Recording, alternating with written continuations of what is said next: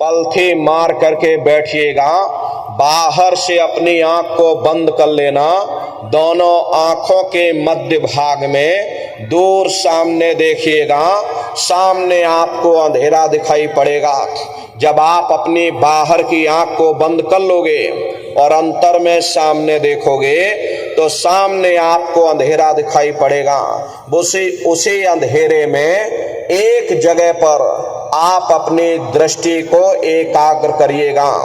होशियारी यही रहे ये आंखों की पुतलियां हिलने ना पाए। शुरुआती समय में ये आंखों की पुतलियां हिलेंगी, लेकिन जब आप अभ्यास करोगे, करत करत अभ्यास ते जड़मत होत सुजान, जब अभ्यास करते रहोगे तो आंखों की पुतलियां हिलना बंद हो जाएंगी।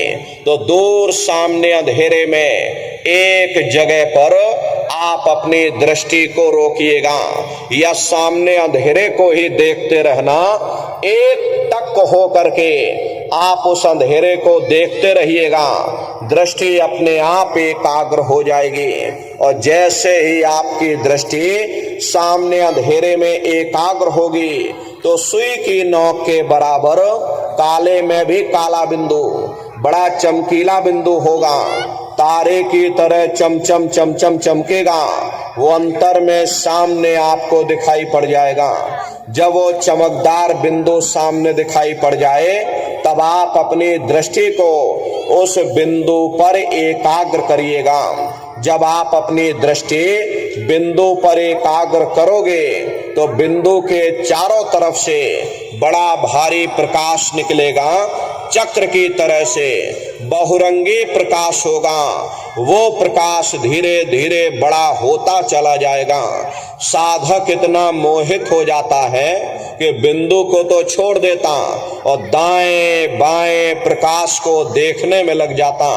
जब आप दाएं बाएं प्रकाश को देखने में लग जाओगे, क्योंकि प्रकाश उस बिंदु से निकल रहा और आपने बिंदु को ही छोड़ दिया, प्रकाश को देखने में लग गए, तो प्रकाश भी गायब हो जाएगा, वो बिंदु भी गायब हो जाएगा। फिर अंतर में अंधेरा छा जाएगा। फिर आपको उतनी मेहनत करनी पड़ेगी। इसलिए दाएं बाएं बिल्कुल मत देखिएगा। आपका निशाना उस बिंदु पर टिका रहे जिसमें से वो प्रकाश निकल रहा। वही बिंदु दरवाजा है, वही बिंदु खिड़की है। उसी को हरि का द्वार यानी कि हरिद्वार कहा गया। बहुत विशाल वो दरवाजा। ये संसार कुछ नहीं, ऐसे लाखों संसार इकट्ठे करके एक साथ दरवाजे के अंदर डाल दिए जाएं, पता तक नहीं चलेगा। इतना विशाल वो हरि का द्वार बना हुआ। आप उसके अंदर दाखिल हो जाओगे, बहुत बड़ा मैदान आपको दिखाई पड़ेगा। उसी मैदान में आप जा करके खड़े हो जाओगे तो सबसे पहले आपको अपने गुरु के स्वरूप का दर्शन होगा।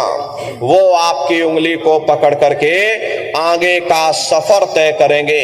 लेकिन प्रेमी भाई बहनों, गुरु के स्वरूप का दर्शन जब होगा जब आप जय गुरुदेव नाम का सुमरन करोगे। यदि आपने सुमरन ना किया तो जब आप उनको याद ही नहीं करोगे तो भला वो आपको दर्शन क्यों देंगे। और जब आपको दर्शन नहीं होगा तो आप आगे का सफर तय नहीं कर सकते। इसीलिए जय गुरुदेव नाम का सुमरन सबसे पहले आपको कराया जाता है। जब आप सुमरन कर लोगे, फिर जब आप ध्यान पर बैठोगे और जब दरवाजे के अंदर दाखिल हो जाओगे तो सबसे पहले उन्हीं के स्वरूप का दर्शन होगा। वो आपकी उंगली को पकड़ करके आगे का सफर तय करेंगे। तो यह है ध्यान करने का तरीका। एक बार फिर से